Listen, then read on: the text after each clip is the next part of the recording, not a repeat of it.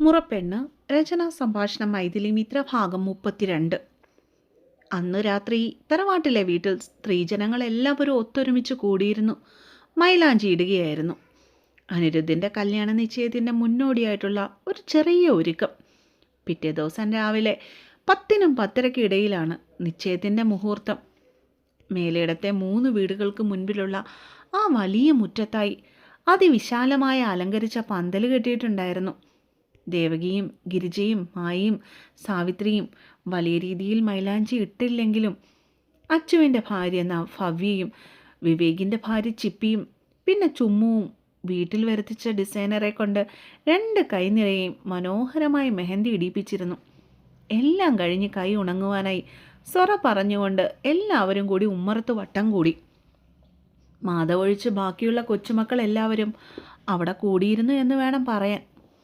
അപ്പോഴാണ് മാധവിൻ്റെ ജീപ്പ് തറവാടിന് മുറ്റത്തായി വന്നു നിന്നത്. ഈ കയ്യേലെ മുറിവും വെച്ചോണ്ട് നീ എന്തിനാ മോനെ ഇന്ന് ഡ്യൂട്ടിക്ക് പോയേ? ഉമ്മറത്തേക്ക് അവൻ കയറി വന്നതും നാരായണി അമ്മയുടെ കരുതലയോടെയുള്ള ശകാരമാണ് കണ്ണനെ തേടിച്ചെന്നത്. സ്റ്റേഷനിലൊരു അർജൻറ്റ് പണിയുണ്ടായിരുന്ന അച്ഛമ്മേ, പോകാതിരിക്കാൻ പറ്റിയില്ല. ഷൂരി റാക്കിലേക്ക് വെച്ചിട്ടവൻ എല്ലാവരെയും നോക്കി ഒന്ന് പുഞ്ചിരിച്ചു. നാളെ ഉച്ചവരെ നീ ഇവിടെ ഉറപ്പായിട്ടും കാണണം. അത് കഴിഞ്ഞുള്ള ഡ്യൂട്ടിയൊക്കെ നോക്കിയാൽ മതി. നാരായണി അവനെ ഗൗരവത്തോടെ ഓർമ്മിപ്പിച്ചു. നാളത്തേക്ക് ഞാനെങ്ങും പോയില്ല അച്ഛമ്മേ. അവൻ അതും പറഞ്ഞിട്ട് അകത്തേക്ക് കയറിപ്പോയി. ചെക്കനെ ഒന്ന് കണി കാണണമെങ്കിൽ നല്ല നേരം നോക്കണം. 24 മണിക്കൂറും ഡ്യൂട്ടി എന്നല്ലാതെ വേറൊന്നും അവൻ്റെ തലയിലില്ല. നാരായണിയമ്മ പതുക്കെ ഇരിപ്പിടത്തിൽ നിന്ന് എഴുന്നേറ്റു. പോയി കിടക്ക പിള്ളാരെ, നാളെ രാവിലെ എഴുന്നേക്കേണ്ടതാ. ഹാളിലേക്ക് കയറുന്നതിനിടയിൽ പിന്നിലേക്ക് നോക്കി എല്ലാവരോടും നിർദ്ദേശിക്കുവാനും അവർ മറന്നില്ല. പിറ്റേന്ന് രാവിലെ 9 മണിക്കുള്ളിൽ തന്നെ മേലേടത്തെ ഏറ്റവും അടുത്ത ബന്ധുക്കളെല്ലാവരും തറവാട്ട് വീട്ടിൽ ഹാജരായിരുന്നു. മേലേടത്തെ സ്ത്രീജനങ്ങളെല്ലാവരും പട്ടുസാരികളിൽ തിളങ്ങിയപ്പോൾ ചുമ്മു മാത്രം ഹെവി വർക്കുള്ള എംബ്രോയ്ഡറി ലാച്ചിയിൽ അതിസുന്ദരിയായി ഒരുങ്ങിയിറങ്ങി. എടാ പങ്കു, ഇതിട്ടോണ്ട് ഉച്ചവരെ ഞാൻ നിൽക്കുമെന്നൊന്നും എനിക്ക് തോന്നുന്നില്ല. എന്തൊരു ചൂടാടാ. പാവാട ഇത്തിരി പൊക്കി പിടിച്ചുകൊണ്ട് അവൾ മുറിയിൽ കൂടി അങ്ങോട്ടും ഇങ്ങോട്ടും നടന്നു. ഇത്തിരി ചൂടെടുത്താലും കുഴപ്പമില്ല. നിന്നെ ആദ്യമായിട്ടാണ് ഞാനിങ്ങനെ ഒരു പെൺവേഷത്തിൽ കാണുന്നേ. അതുകൊണ്ട് കുറച്ച് നേരത്തേക്ക് നീ ഒന്ന് ക്ഷമിപ്പെണ്ണേ. അവൾ നടക്കുന്നതിൻ്റെയും ഇരിക്കുന്നതിൻ്റെയും നിൽക്കുന്നതിൻ്റെയും തിരിയുന്നതിൻ്റെയും എല്ലാം ഫോട്ടോ ഓടി നടന്നവൻ ക്യാമറയിൽ പകർത്തുകയായിരുന്നു. ദേ പങ്കു, നീ കൂടുതൽ വിളവെടുക്കല്ലേ. ഞാനിതെല്ലാം ഊരിക്കളഞ്ഞിട്ട് വല്ല ജീൻസും ടീഷർട്ടും എടുത്തിടും. പെണ്ണ് കണ്ണുരുട്ടിയതും അപ്പുറം വളരെ ശാന്തമായി. എങ്കിലും അവളുടെ ഫോട്ടോകൾ പകർത്തുവാൻ പങ്കുവിന് വല്ലാത്തൊരു ഉത്സാഹം തന്നെയായിരുന്നു. ആഹാ, നിങ്ങളിവിടെ നിൽക്കുമായിരുന്നോ? ബന്ധുക്കളും നാട്ടുകാരും എല്ലാം വന്നവിടെ നിൽക്കുന്നു. നിങ്ങളിങ്ങനെ ഫോട്ടോ എടുത്ത് ഇവിടെ നിന്നോ? പൊടുന്നനെ അങ്ങോട്ടേക്ക് കയറി വന്ന നിത വലിയ അഹങ്കാര ഭാവത്തിൽ ചുമ്മുവിനെയും പങ്കുവിനെയും നോക്കി പുച്ഛിച്ചു. ആരൊക്കെ വന്നാലും നിന്നാലും സമയമാകുമ്പോൾ ഇവളവിടെ ഉണ്ടാവും. മേലേടത്തെ ഏത് ചടങ്ങിനും തിരി തെളിയിക്കുന്നതേ ഇവിടുത്തെ ചുമ്മുവാണെന്നുള്ള കാര്യം നീ എന്താ മറന്നുപോയതാണോ നിതേ? നിധിയുടെ കരണക്കുറ്റിക്കിട്ടൊന്ന് കൊടുക്കണമെന്ന് ആഗ്രഹം ഉണ്ടായിരുന്നെങ്കിലും പങ്കു അത് ഉള്ളിൽ അടക്കി പിടിച്ചു. ഓ, അതൊക്കെ മാറി വരാൻ സമയമായിരിക്കുന്നു. നിത എന്താണ് മനസ്സിൽ ഉദ്ദേശിച്ചതെന്നറിയില്ലെങ്കിലും അതൊരു കുത്തിപ്പറിച്ചതല്ലെന്ന് കേട്ടപ്പോൾ തന്നെ അവർക്ക് മനസ്സിലായിരുന്നു. അന്നൊരു നല്ല ദിവസം ആയതുകൊണ്ടും അവളോട് അടിയിടുവാൻ തീരെ താല്പര്യമില്ലാത്തതുകൊണ്ടും അവർ ഇരുവരും മൗനം പാലിച്ചു. നിങ്ങൾ ഇതുവരെ ഒരുങ്ങിയിറങ്ങിയില്ലേ? അച്ചമ്മ വിളിക്കുന്നുണ്ട്. പൊടുന്നനെ അങ്ങോട്ടേക്ക് കയറി വന്ന മാധവ് അവിടെ വാതിൽക്കൽ നിൽക്കുന്ന നിധയെ ഒന്ന് സംശയത്തോടെ നോക്കിയിട്ട് മുറിക്കുള്ളിൽ കടന്നു. കഴിഞ്ഞു കണ്ണേട്ടാ, ഞങ്ങൾ ഇറങ്ങാൻ തുടങ്ങുമായിരുന്നു. പങ്കു അപ്പോഴേക്കും ചുമ്മുവിൻ്റെ കൈയും പിടിച്ചുകൊണ്ട് ആ റൂമിൽ നിന്നും പുറത്തേക്ക് ഇറങ്ങിപ്പോയി. അതിൻ്റെ പിന്നാലെ മാധവും നടന്നു. മാധവേട്ടാ, ഞാൻ വന്ന് കാണാഞ്ഞിട്ടാണോ അതോ സംസാരിക്കാൻ താല്പര്യമില്ലാത്തതുകൊണ്ടാണോ എന്നോട് മിണ്ടാത്തേ? നിത അവന് പുറകെ ഓടിച്ചെന്നു. പക്ഷെ കണ്ണൻ അവൾക്കുള്ള മറുപടിയൊന്നും നൽകിയില്ല. പകരം അവളെ നോക്കി ഒന്ന് പുഞ്ചിരിച്ചിട്ട് അവൊന്നും സംസാരിക്കാതെ പോകുന്നവനെ നോക്കി നിതയുടെ കണ്ണുകളൊന്ന് കുറുകി. ആ അവള് കല്യാണം കഴിക്കാമെന്ന് പ്രൊപ്പോസ് ചെയ്തത് മാത്രമല്ലേ ഉള്ളൂ, അല്ലാതെ മോതിരമാറ്റമൊന്നും കഴിഞ്ഞിട്ടില്ലല്ലോ. അപ്പോൾ ഇനിയും സമയം ബാക്കിയുണ്ട്. മനസ്സിൽ പിറുപിറുത്തുകൊണ്ട് മുറ്റത്തേക്ക് നടക്കുമ്പോൾ മേലേടത്ത് വീട്ടിൽ മരുമകളായി വലത്തുകാല് വെച്ച് കയറുന്നത് അവൾ സ്വപ്നം കാണുകയായിരുന്നു. കാർത്തികയും വീട്ടുകാരും അവരുടെ ബന്ധുക്കളും എല്ലാം മുഹൂർത്തത്തിന് തൊട്ടു മുൻപ് തന്നെ തറവാട്ടിലേക്ക് എത്തിച്ചേർന്നിരുന്നു. ചുമ്മു, വിളക്ക് തെളിക്ക്. ഡെസ്റ്റിനേഷൻ ഡെക്കർ രീതിയിൽ അലങ്കരിച്ച മുറ്റത്തേക്ക് ആനയെ ചിരുത്തിയിട്ട് നാരായണി വേദിയോട് നിർദ്ദേശിച്ചു. മണ്ഡപം പോലെ കെട്ടി അതിമനോഹരമായ ഓർക്കിഡ് പൂക്കൾ കൊണ്ട് അലങ്കരിച്ച സ്റ്റേജ് പോലെ കെട്ടിയിടത്തേക്ക് ചുമ്മു കയറി ചെന്നു. ശേഷം അവിടെ വെച്ചിരിക്കുന്ന ആ വലിയ നിലവിളക്കിൽ പ്രാർത്ഥനയോടെ തിരികൾ തെളിയിച്ചു. മുഹൂർത്തം ആവാറായല്ലോ, നമുക്കങ്ങ് നേരെ കാര്യത്തിലേക്ക് കടക്കാം. നാരായണി കാർത്തികയുടെ വീട്ടുകാരെ നോക്കി പറഞ്ഞതും ശേഖരനും ഭാര്യ സുലോചനയും കാർത്തികയും കൊണ്ട് മണ്ഡപത്തിലേക്ക് കയറി. കൂടെ മേലേടത്തെ ആൾക്കാരും. നിശ്ചയിച്ച ശുഭമുഹൂർത്തത്തിൽ അടുത്ത ബന്ധുക്കളായ 200ഓളം ആൾക്കാരെ സാക്ഷിയാക്കി അനിരുദ്ധും കാർത്തികയും പരസ്പരം മോതിരം മാറിയപ്പോൾ കുടുംബക്കാർ എല്ലാവരും അവരുടെ മേൽ പുഷ്പവൃഷ്ടി നടത്തി. സന്തോഷായോ? അനിരുദ്ധ് പെട്ടെന്ന് പെണ്ണിൻ്റെ ചെവിയോരം മെല്ലെ ചോദിച്ചു. ഒത്തിരി. തങ്ങളുടെ പ്രണയം സാക്ഷാത്കരിച്ചതിൻ്റെ ആനന്ദം കാർത്തികയുടെ മുഖത്ത് ആവോളം ഉണ്ടായിരുന്നപ്പോൾ. എടി നീ ചുമ്മു, നീ ശ്രദ്ധിച്ചോ? കാർത്തികയുടെ നിന്റെ ഡ്രസ്സ് ഏകദേശം ഒരുപോലെയാ. മണ്ഡപത്തിൻ്റെ ഒരു വശത്തായി ചടങ്ങ് കണ്ടുകൊണ്ട് നിൽക്കുന്ന വേദിയോട് പങ്കുവെച്ചപ്പോൾ പങ്കു ഒരു സംശയം പറഞ്ഞു. അപ്പോഴാണ് ചുമ്മു അത് ശ്രദ്ധിക്കുന്നത് തന്നെ. ശരിയാണ്, തൻ്റെയും കാർത്തികയുടെയും ലാച്ചകൾ തമ്മിൽ കളറിൽ മാത്രമേ വ്യത്യാസമുള്ളൂ, ബാക്കിയെല്ലാം ഒരുപോലെയാണ്. എന്തായാലും കൊള്ളാം.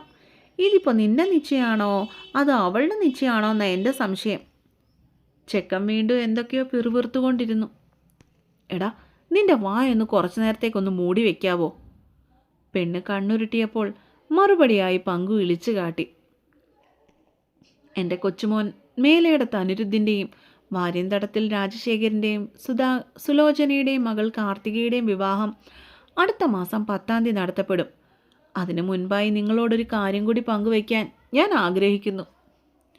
അനിരുദ്ധിൻ്റെയും കാർത്തികയുടെയും അരികിലായി ചെന്ന് നിന്ന നാരായണിയമ്മയുടെ പൊടുന്നനെയുള്ള ഉച്ചത്തിലുള്ള സംസാരം കേട്ടപ്പോഴാണ് കൂടി നിന്നവരെല്ലാവരും ആകാംക്ഷയോടെ അങ്ങോട്ടേക്ക് നോക്കിയത്.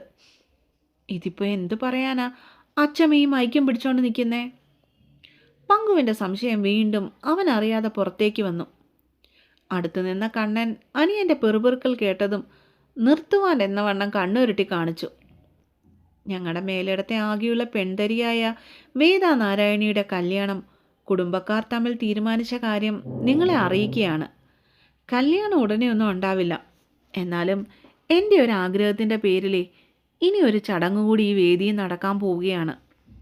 അവർ നിറഞ്ഞ പുഞ്ചിരിയുടെ മൈക്കിലൂടെ വിളിച്ചു പറഞ്ഞു.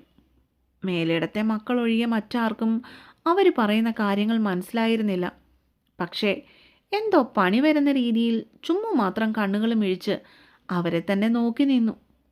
കണ്ണ, ചുമ്മു, ഇങ്ങു വാ. പൊടുന്നനെ നാരായണിയമ്മ അവരെ ഇരുവരെയും മണ്ഡപത്തിലേക്ക് വിളിപ്പിച്ചു. ഇരുവരും മെല്ലെ അവരുടെ അടിയിലേക്ക് നടന്നു ചെന്നു. അന്നെൻ്റെ ചുമ്മു എൻ്റെ കണ്ണൻ്റെ വിരലിൽ ഒരു മോതിരം ഇട്ട് കൊടുത്തിരുന്നു, കല്യാണം കഴിക്കാൻ സമ്മതമാണെന്നും പറഞ്ഞ്. പക്ഷെ ഇന്ന് എനിക്കൊരാഗ്രഹം തോന്നുക, നിങ്ങൾ രണ്ടുപേരും ഈ മോതിരങ്ങൾ പരസ്പരം ഇട്ടുകൊടുക്കണമെന്ന്. നാരായണി അതീവ സന്തോഷത്തോടെ 2 കുഞ്ഞു ബോക്സുകൾ തുറന്ന് അവരുടെ ഇരുവരുടെയും മുൻപിലേക്ക് നീട്ടി. ചുമ്മുവിൻ്റെ മുഖത്തപ്പോൾ ഞെട്ടലായിരുന്നെങ്കിൽ മാധവിൻ്റെ മുഖത്തൊരു പകപ്പായിരുന്നു കാണുവാനായി സാധിച്ചത്. അവരുടെ വിവാഹ നിശ്ചയം കേട്ടതിൻ്റെ ആഘാതത്തിലായിരുന്നവർ. അല്ലാമ്പൂറ്റിയമ്മേ, ഇപ്പോൾ തന്നെ വേണോ? മുന്നേ പറഞ്ഞില്ലല്ലോ. എന്തൊക്കെയോ ചുമ്മു പറയുവാനായി ശ്രമിച്ചുവെങ്കിലും ഒന്നും ചെയ്യുവാൻ പറ്റാത്ത അവസ്ഥയിലായിരുന്നു അവളപ്പോൾ. അതിനിപ്പോൾ എന്തായാലും ഇവരുടേത് കഴിഞ്ഞ് 2 മാസം കഴിയുമ്പോഴേക്കും നിങ്ങളുടെ കല്യാണം നടക്കും. അതുകൊണ്ട് ഈ മോതിരം അങ്ങോട്ടും ഇങ്ങോട്ടും ഇടിപ്പിച്ചെന്നും പറഞ്ഞ് ഒന്നും സംഭവിക്കില്ല. വേഗം ഇട്ടുകൊടുക്ക്. എന്തായാലും ഇനിയൊരു നിശ്ചയത്തിൻ്റെ പേരിൽ നിങ്ങളെ ഞാൻ ഇനി ബുദ്ധിമുട്ടിക്കില്ല. നേരിട്ട് കല്യാണം തന്നെ അങ്ങ് നടത്തിയേക്കാം. അവർ കയ്യിലിരിക്കുന്ന മോതിരങ്ങൾ നീട്ടിപ്പിടിച്ചുകൊണ്ട് വീണ്ടും നിർബന്ധിച്ചു. ആദ്യം ബോക്സിൽ നിന്ന് മോതിരം എടുത്തത് കണ്ണനായിരുന്നു. മോളെ നീയും. നാരായണി പുഞ്ചിരിച്ചുകൊണ്ട് അവൾക്ക് നേരെ വീണ്ടും നീട്ടിപ്പിടിച്ചു. ചുമ്മുവിനൊരു നിമിഷത്തേക്ക് എന്ത് ചെയ്യണമെന്നറിയില്ലായിരുന്നു. ഒന്നും ചെയ്യുവാൻ പറ്റുന്നില്ലല്ലോ എന്നൊരു നിസ്സഹായത അവളെ വന്നു പൊതിഞ്ഞു. അമ്പൂറ്റിയമ്മ ഇങ്ങനെയൊരു കടുങ്കൈ ചെയ്യുമെന്ന് താൻ സ്വപ്നത്തിൽ പോലും വിചാരിച്ചിരുന്നില്ല. ദയനീയമായി അവൾ തൻ്റെ കുടുംബക്കാരെ തലചരിച്ചു നോക്കി. അമ്മയുടെയും അമ്മായിമാരുടെയും മാമൻ്റെയും മുഖത്തൊക്കെ അടക്കാനാവാത്ത സന്തോഷമാണ് അവൾ കണ്ടത്. ഏട്ടന്മാരുടെ കാര്യം പിന്നീട് പറയേ വേണ്ട. അവരുടെ കണ്ണുകളിലാവട്ടെ നക്ഷത്ര കുഞ്ഞുങ്ങളുടെ പ്രകാശമായിരുന്നു. ഭവി ചേച്ചിക്കും ചിപ്പി ചേച്ചിക്കും ഒക്കെ മുഖം നിറയെ വിടർന്ന പുഞ്ചിരിയാണ്. അവസാനമായി അവൾ പങ്കുവിനെയാണ് നോക്കിയത്. കണ്ണേട്ടൻ തൻ്റെ വിരലിൽ മോതിരയിടുന്ന് കാണുവാനായി കണ്ണും വിടർത്തി നിൽപ്പുണ്ടാള്. ഒടുവിൽ അവളുടെ നോട്ടം പോയത് മണ്ഡപത്തിൻ്റെ തൊട്ടരിയിലായി കിടക്കുന്ന കസേരയിലിരിക്കുന്ന നിധിയുടെ മുഖത്തേക്കാണ്. പല്ലുഞ്ഞിരിച്ച് മുഖവും വീർപ്പിച്ച് കണ്ണുകളിൽ ദേഷ്യം പടർത്തിയിരിക്കുകയാണ് പെണ്ണവിടെ. തന്നെ ഇപ്പോൾ കൈ കിട്ടിയ മുഴുവനും ഊറ്റിക്കുടിക്കുക എന്ന ഭാവം. എത്രയൊക്കെ ആദ്യ പിടിച്ച് നിന്നുവെങ്കിലും നിധിയുടെ ആ ഇരിപ്പും ഭാവവും ചുമ്മുവിൽ ചിരി പടർത്തി. ഒരു മോതിരം മാറിയതുകൊണ്ട് എന്ത് കുഴപ്പം വരാനാണ്? പക്ഷേ ഇതുകൊണ്ട് ലേശം മനസ്സുഖം കിട്ടുമെങ്കിൽ ഞാൻ എന്തിനീ ചടങ്ങ് വേണ്ടെന്ന് വെക്കണം? അതുമാത്രമല്ല, അനുവേട്ടൻ്റെ കല്യാണം കഴിയുന്നത് വരെ ഈ കല്യാണ നാടകം കെട്ടി ആടേണ്ടിയിരുന്നു. ചുമ്മാ ഒരു നിമിഷം പോലും ആലസ്യം ചെയ്യാതെ നാരായണിയമ്മയുടെ കയ്യിൽ നിന്നും മോതിരം കയ്യിലേക്ക് വാങ്ങി. ഇനി ഇട്ടുകൊടുത്തോളൂ. ആരോ ഉച്ചത്തിൽ പറഞ്ഞതും മാധവ് അവളുടെ വിരലിലേക്ക് മോതിരം ഇട്ടുകൊടുത്തിരുന്നു. മോളെ, ഇനി നീയ്. ദേവരാജൻ അവളുടെ തോളിൽ മെല്ലെ തട്ടിക്കൊണ്ട് പറഞ്ഞു. കണ്ണൻ നീട്ടിയ വലത്തെ കൈയിലെ മോതിര വിരലിൽ റിങ്ങിട്ട് കൊടുക്കുമ്പോൾ ചുമ്മു കണ്ടു. താനന്നിട്ട് കൊടുത്ത തൻ്റെ ഡയമണ്ട് റിങ് അവൻ്റെ കുഞ്ഞു വിരലിൽ ഇത്തിരി മുറുകിക്കിടക്കുന്നത്. ഇതെന്താ കണ്ണേട്ടൻ, എന്താ ഇത് മാറ്റാതിട്ടിരിക്കുന്നത്? പൊടുന്നനെ പെണ്ണിൻ്റെ മുഖം ഒന്ന് ചുളിഞ്ഞു. അപ്പോൾ കാത്തിരിക്കുക കേട്ടോ. അടുത്ത പാട്ടുമായിട്ട് നാളെ വരാവേ.